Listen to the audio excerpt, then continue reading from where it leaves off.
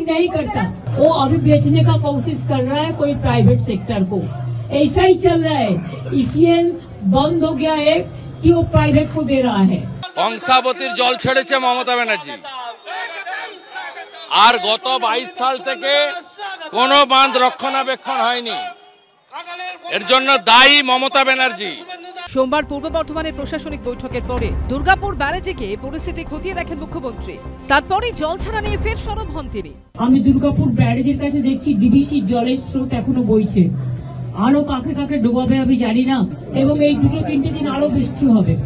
তার মধ্যেও যদি তারা তাদের জল আবার ছাড়ে, তাহলে তো যে অঞ্চলগুলোতে জল নামতে শুরু করেছিল সেগুলো আবার বাড়তেও পারে। যদি বাঁধের উপরে ওভারফ্লো জল হতো তাহলে ডিবিসির জল হতো।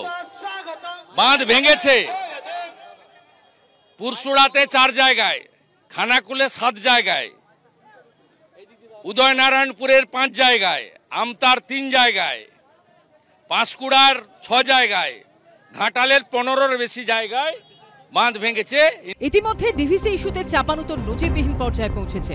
পশ্চিমবঙ্গের প্রতিনিধিকে জানিয়ে জল ছাড়ার যে দাবি কেন্দ্রীয় জলশক্তি মন্ত্রক করেছিল তা উড়িয়ে শনিবার প্রধানমন্ত্রীকে দ্বিতীয়বার চিঠি দেন মমতা বন্দ্যোপাধ্যায়। তিনি জানিয়ে দেন, বন্যা নিয়ন্ত্রণে অসহযোগিতা এবং পশ্চিমবঙ্গকে লাগাতার অসম্মান করার প্রতিবাদে আমরা ডিভিআরআরসি থেকে আমাদের প্রতিনিধিকে প্রত্যাহার করে নিচ্ছি। আর এরপরই ডিভিসির চেয়ারম্যানকে পদত্যাগপত্র পাঠিয়ে দেন রাজ্যের বিদ্যুৎ সচিব শান্তনু বসু। অন্যদিকে ডিভিআরআরসি থেকে পদত্যাগ করেন রাজ্যের সেচ ও জলপথ দপ্তরের মুখ্য ইঞ্জিনিয়ার।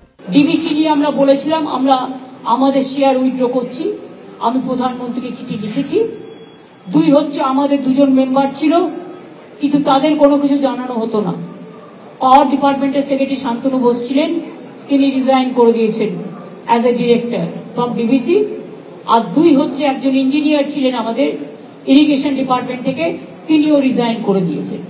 কারণ এটা বারবার বলে যখন কাজ হয় না, তখন কাজের মধ্যে দিয়ে কাজ খুঁজে বাংলাকে বাঁচাতে হয়।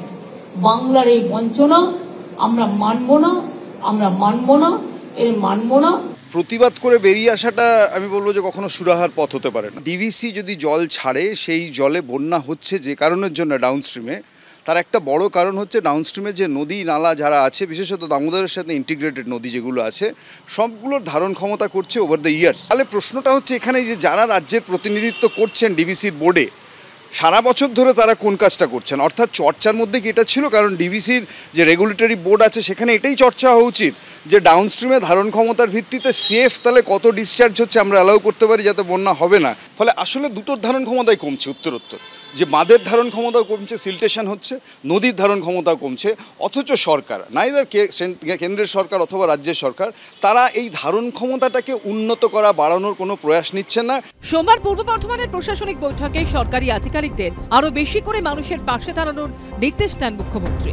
আশাবুল হোসেন ও শিবাশিস মৌলিকের রিপোর্ট, এবিপি আনন্দ।